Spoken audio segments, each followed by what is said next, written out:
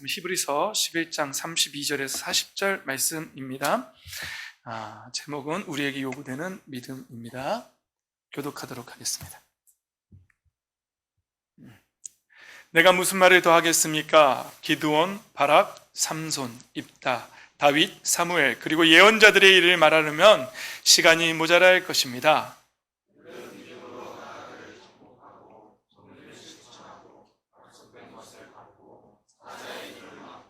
불의 위력을 꺾고 칼날을 피하고 약한 데서 강해지고 전쟁에서 용맹을 떨치고 외국 군대를 물리쳤습니다.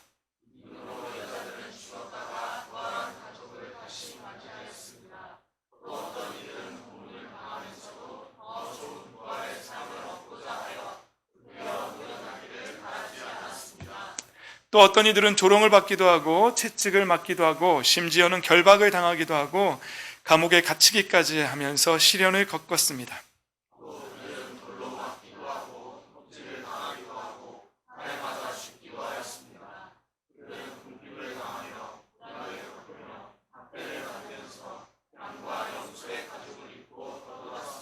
세상은 이런 사람들을 받아들일 만한 곳이 못 되었습니다. 그래서 그들은 광야와 산과 동굴과 땅굴을 헤매며 다녔습니다.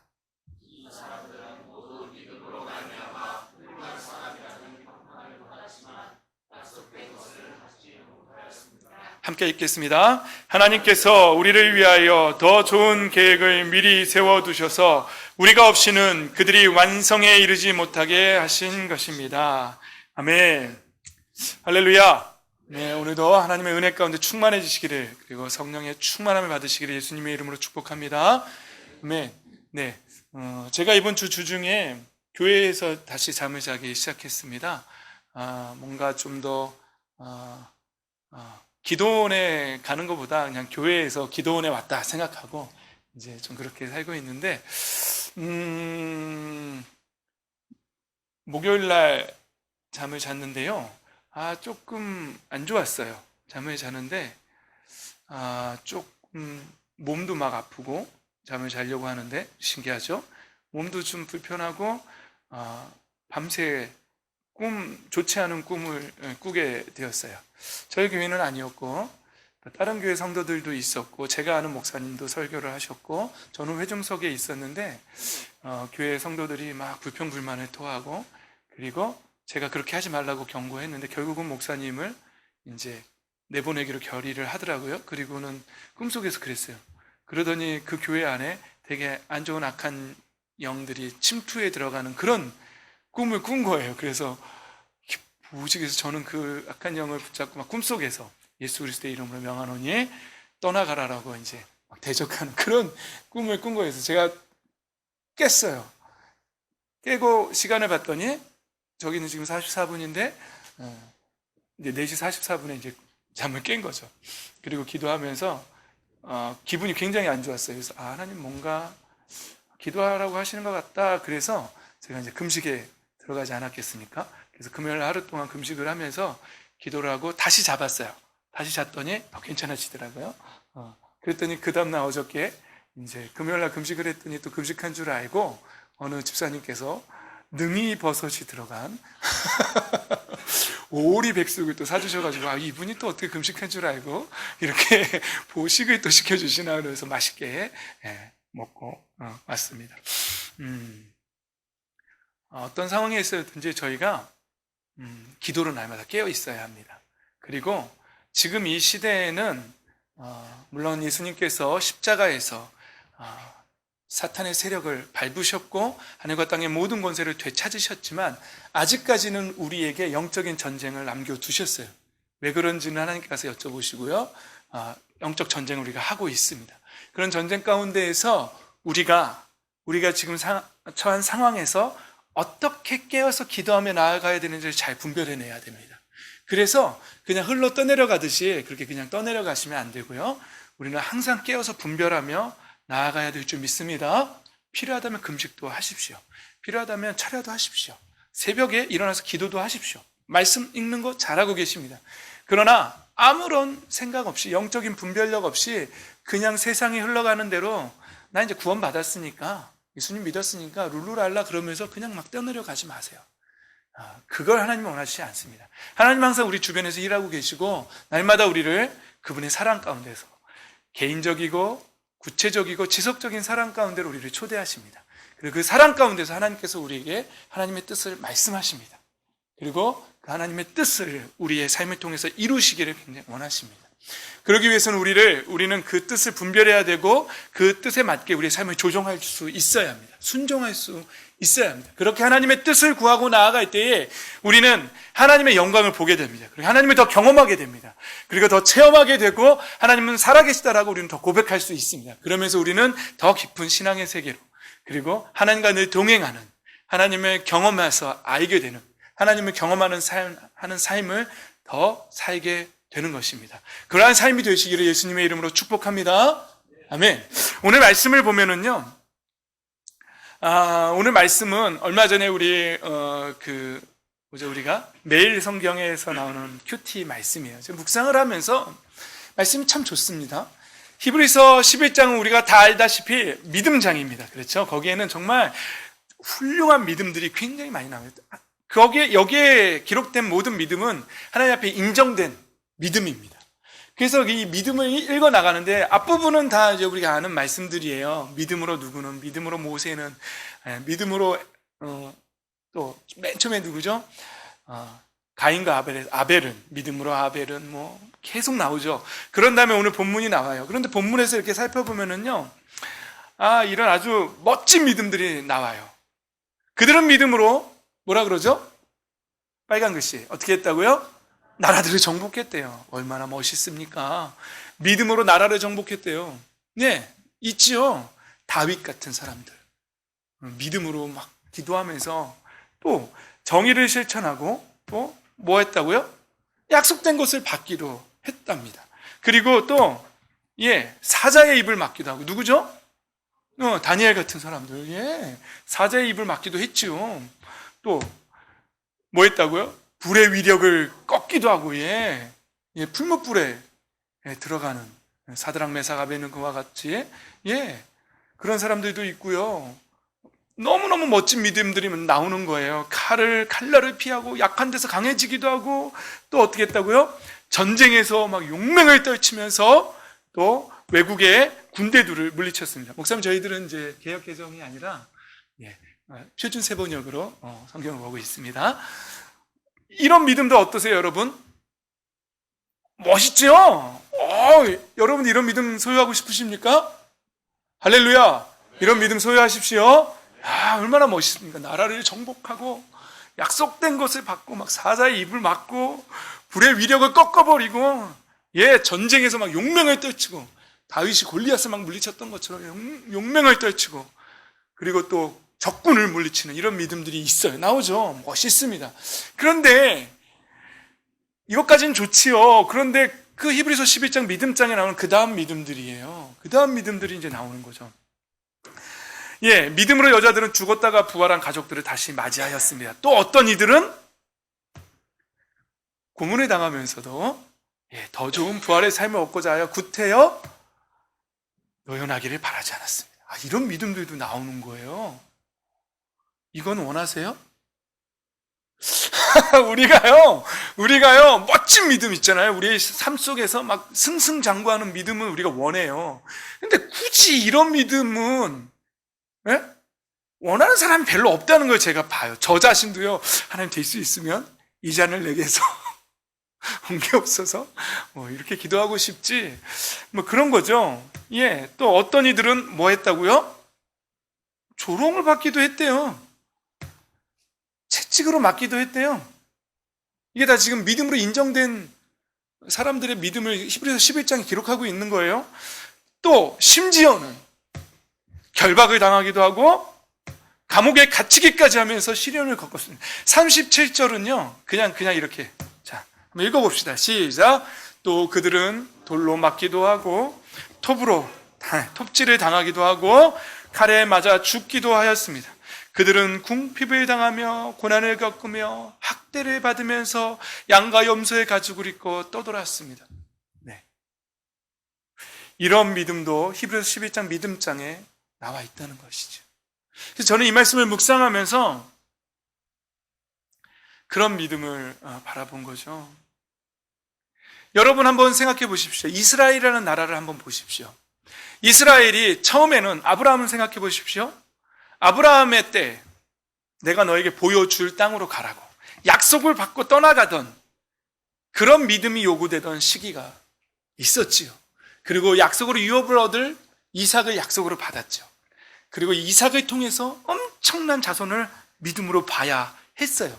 그게 아브라함에게 요구된 믿음이었어요. 예, 별과 같은 자손을 봐야 하고, 예, 네가 밟는 모든 땅을 내가 너에게 준다.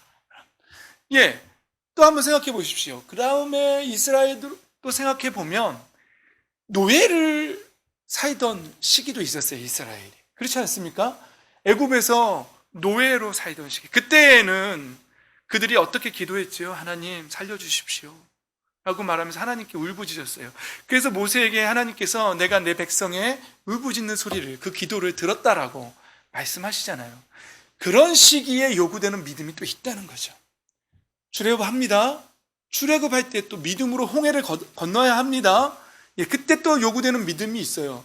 이들이 또 광야, 물론 그 전에 정탐꾼들이 가고 막 이럴 때 요구되는 믿음이 있었는데 좀 안타깝긴 했지요.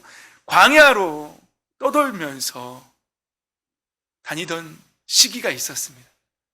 그때 시기에도, 그 시기에도 또 요구되던 믿음이 있었어요. 그리고는 이제 가나안 땅으로 정복해 들어갑니다. 예, 그때 요구되는 믿음이 또 있어요. 그러면요, 가나안에 들어가서는요, 가나안에 들어가서 뭐라고 말하죠? 너희가 그때에 풍요해졌을 때 나를 잊지 말라고 하나님 그렇게 말씀하시잖아요. 그런데 이스라엘 백성들이 어떻게 했죠? 잊어버렸죠. 예, 하나님도 섬기면서 이 신도 섬기고 저 신도 섬기고 그러면서 바알도 섬기고 아세라도 섬기고 기왕이면 다홍치마라고 막 이 신한테도 복을 받고 저 신한테도 복을 받으면 더 좋겠지 그러면서 하나님을 점점 잊으며 그렇게 하나님을 배신하는 신앙을 갖지 않았습니까? 그러나 하나님이 요구하시는 신앙은 그건 아니었죠. 그러니까 지금 계속해서 그 때에 맞게, 그 시대에 맞게 요구되어지는 믿음이 있다는 사실이에요. 그런 상황에서 결국은 이스라엘 백성들이 어떻게 됐습니까? 포로로 끌려가게 되지 않았겠습니까? 그 포로에 끌려가서 또 성전을 향해서 기도하는 시기가 있었고요. 또 포로에서 다시 되돌아와서 다시 성전을 재건할 때 또 믿음이 있지 않겠습니까? 점점 커지죠. 네. 그러면서 또 그러다가 어떻게 됩니까? 로마의 식민지가 되지 않습니까? 예, 그런 식민지 상태에서 또 메시아를 기다리며 또 예수님이 오시고 초대교회가 생기고 복음이 전파되고 지금 오늘 주어진 본문이 바로 그 초대교회가 생길 때 그때 당시에 쓰여진 그때 당시에 사람들의 믿음의 삶을 기록한 것이 오늘 히브리서 11장에 지금 말하고 있는 고문을 당하여도 구태여 놓여나기를 바라지 않고 조롱을 받고 채찍을 받고 이때가 바로 AD 314년에 로마에서 기독교를 공인하기 전에 그때까지 그런 지하 동굴에서 숨어 다니면서 믿음을 견디면서 살아내다. 그때 많은 사람들이 도저히 못 참겠어 하면서 예수님을 버리고 믿음을 버리고 유대교로 다시 돌아가기도 하고 그랬던 시기가 아니었겠습니까? 그런 시대적인 배경을 가지고 히브리서가 쓰여지지 않았겠습니까? 그때 당시에 요구되는 믿음이 있었다는 것이죠. 지금 제가 여러분들한테 뭘 말하고 있는지 여러분이 이미 캐치하고 계신 거죠? 또 보십시오. 그런 다음에 기독교가 공인되고 국교로 공인되고 또 중세 암흑기를 걸쳐서 또 각 나라의 복음이 전파되면서 종교개혁이 일어나면서 종교개혁 당시에 종교개혁을 이끌던 사람들에게는 하나님께서 어떤 믿음을 요구하셨겠습니까? 그들이 드러내야 할 믿음은 또 어떤 것이었겠습니까? 그러니까 각 나라별로 시대별로 개인별로 모든 상황에만 요구되는 믿음이 있다는 사실이죠. 우리나라만 보십시오. 우리나라가 처음에 복음이 들어왔던 시기가 있지 않습니까? 그리고 일제강점기가 또 있지 않습니까? 그리고 6.25를 겪지 않습니까? 그때마다 기독교인들에게 하나님을 믿는다고 말하며 하나님의 백성이라고 말하는 하나님의 자녀들에게 요구되어지는 믿음들이 있었다는 것이죠. 그리고 우리나라가 또 새마을운동을 겪으면서 7080 세대를 겪으면서 또 IMF를 겪으면서 또 지금에 이르기까지 여러분 각 시대별로 기독교인들에게 요구되는 믿음들이 있었다는 것이죠. 여러분 우리 개인에게도 우리가 처음 예수님을 믿을 때에 그리고 또 예수님을 믿고 어느 정도 성장하고 나서 또 요구되어지는 믿음, 그리고 저같이 목회자가 된 다음에 집사가 되고 목자가 되고 목녀가 되고 또 어떤 상황이 왔을 때에 우리에게 각 개인에게 개인의 인생에 맞는 그 시기에 그 시즌에 그 나이에 그 상황에 맞게 요구되어지는 믿음이 있다는 사실이지요. 여러분 만약에 우리가 그 시기를 겪고 있는데 그 시기와 맞지 않게 뭔가 다른 것을 구한다면 어떻게 될까요?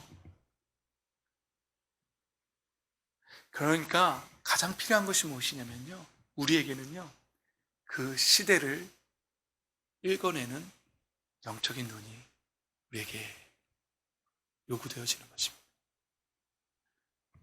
지금 이 세상을 보면서 이 세상이 어떻게, 기독교가 어떻게, 또 이 나라들이 어떻게 변해왔는지, 그리고 사람들의 사상이 좀 더 우리 친구들이 듣기에는 좀 어렵겠지만 한번 생각해 보세요. 우리 대학생 친구들 한번 생각해 보세요. 소크라테스, 소피스트들, 아리스토텔레스, 플라톤을 겪으면서 또 헤브라이니즘과 헬레니즘이 우리 사도 바울이 아테네에 가서 그리스 철학과 히브리 철학이 만나면서 또 이루어졌던 그 철학적인 세계와 또 데카르트와 같은, 근대 철학의 아버지라고 부르는 데카르트와 같은 하품하기 시작했어요. 데카르트가 뭐라 그랬죠? 엄청난 이야기지요.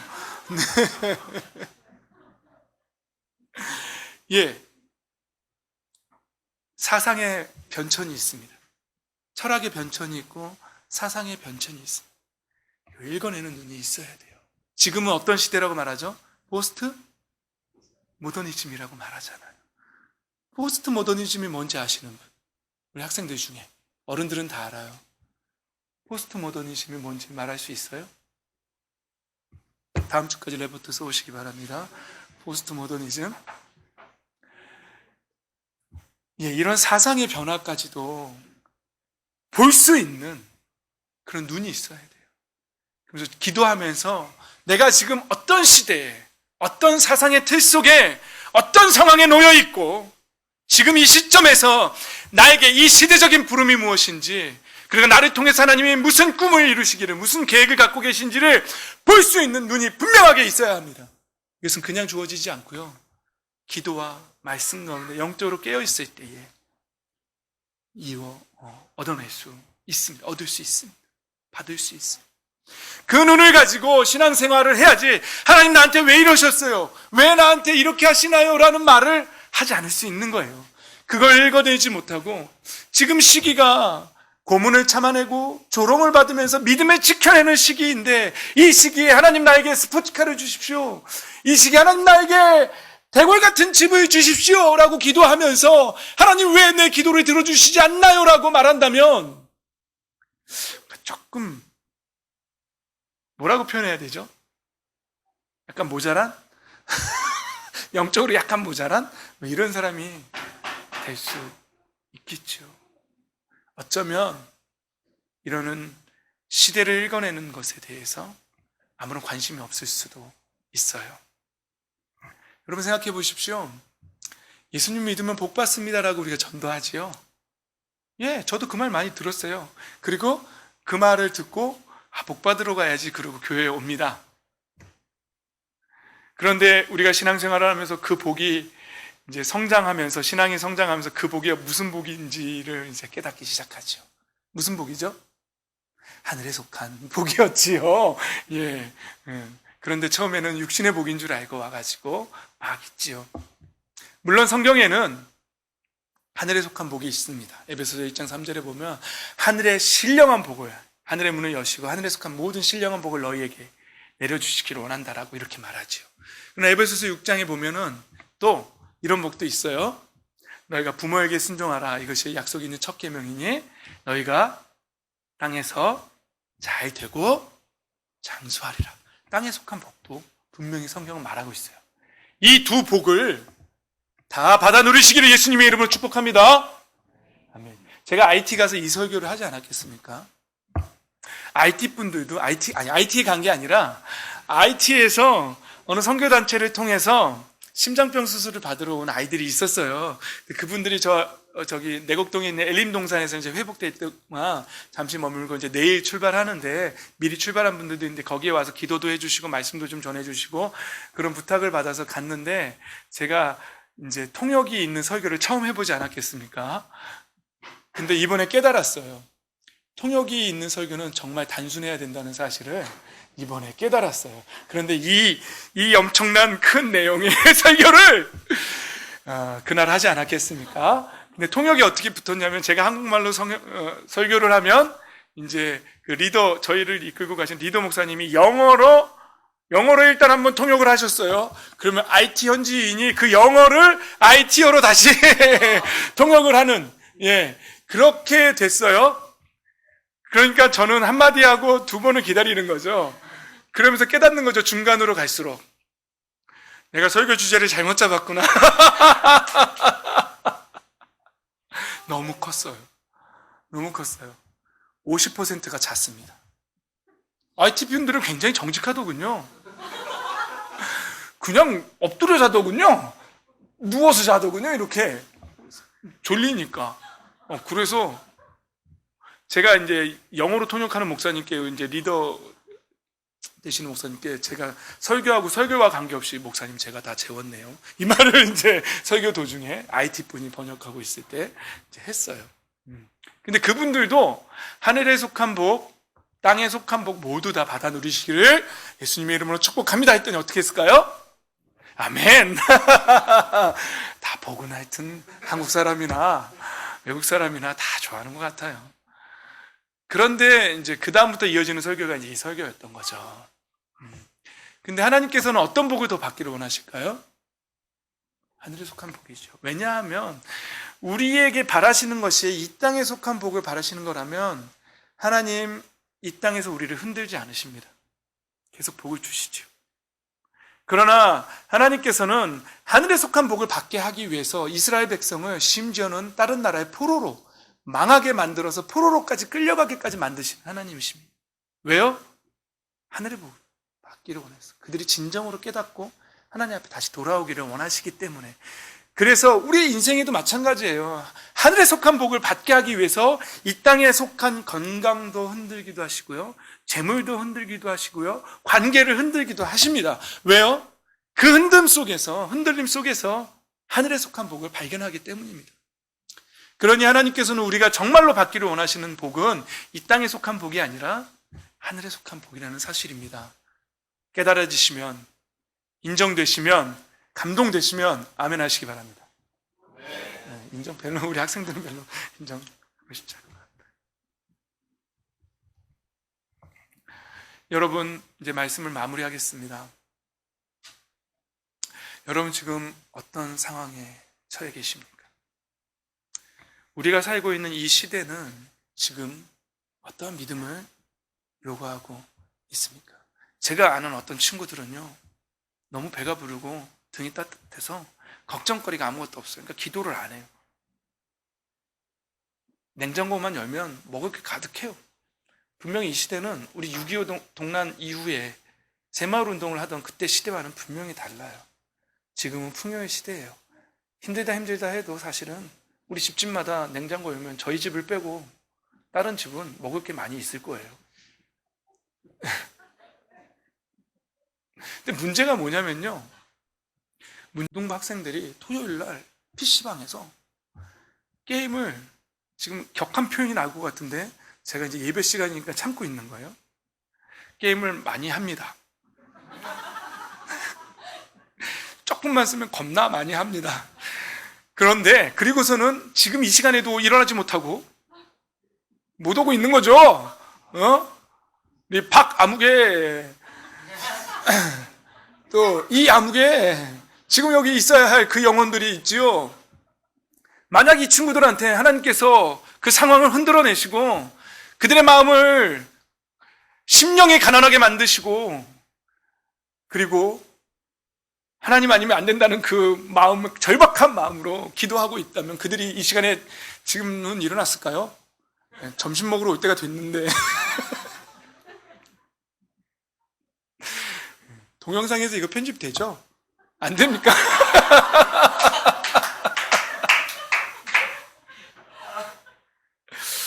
참 안타까워요. 얼마 전에 북경에 다녀오지 않았겠습니까? 북경은 국가적으로 기독교를 탄압하고 있지 않습니까? 대놓고 이제 만약에 이 상가 건물이 이제 저희도 내년 5월이면 2년 딱 계약 기간이 끝나잖아요. 근데 건물주가 계약 안 하겠다는 거예요. 그리고 5월이지만 미리 나가라는 거죠. 수수료 물 테니 미리 나가라는 거죠. 그런 식으로 교회들을 계약을 안 해준다고 대놓고 시진핑이 이제 2020년까지 모든 선교사를 다 추방하겠다라고 뭐 그렇게 공약을 했다고 하네요. 거기 있는 분들이 그렇게 얘기를 하니까 그런가 봐요. 그래서 이제 교회들이 지금 다 큰 교회들이 다 쪼개져서 20명 이하의 가정교회, 우리 늘 하는 목장 예배처럼 그렇게 찢어져서 할 준비를 하고 있어요. 제가 함께 갔던 리더 목사님이 이미 그거 준비하라고 예언하셨었거든요. 너희들 그거 준비해야 된다고. 그래서 이제 준비하고 있어요. 여러분, 우리 교회도 목장 모임을 하고 있는데 만약에 제가 이 연합 예배에서 이 교회가 뭐 어떤 이유에서가 없어진다 해도 여러분 목장은 계속 예배 드리고 있어야 돼요. 그게 진짜 교회예요. 할렐루야. 예, 그 각오로 목장을 하셔야 돼요. 그게 교회고요. 예배입니다. 청년도 마찬가지예요. 그 예배입니다. 여러분 목장 모임이. 고등부도 마찬가지예요. 그 예배고요. 그 시간에 하나님 영광 받으셔야 합니다. 모양은 예배 형식이 좀 뭔가 모양은 다르지만 그리고 이 연합교회가 없어진다 할지라도 그 목장은 유지한다는 마음을 갖고 목자들은 내가 목회자다라고 생각해야 돼요. 그래서 임명해 준 거예요. 그리고 지원까지 해주는 거예요. 놀고 먹으라고 그러는 게 아니에요. 그런 각오로 다시 한번 마음을 다지세요. 이게 뭔가 목장을 다시 하는 말씀으로 갔네요. 다시 돌아옵니다. 다시 돌아와서 여러분이 처한 상황은 어떤 상황입니까? 우리가 살고 있는 이 시대에는 지금 우리에게 어떠한 믿음을 요구하고 있고 어떠한 부르심으로 우리를 부르고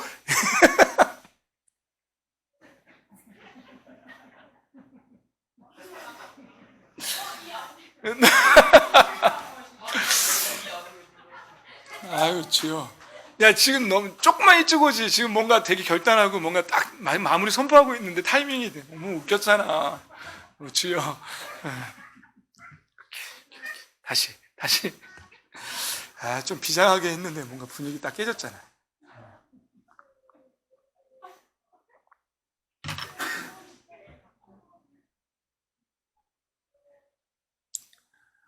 여러분 어떤 상황에 계십니까? 지금 어떤 상황에 놓여 있고 처해 있습니까?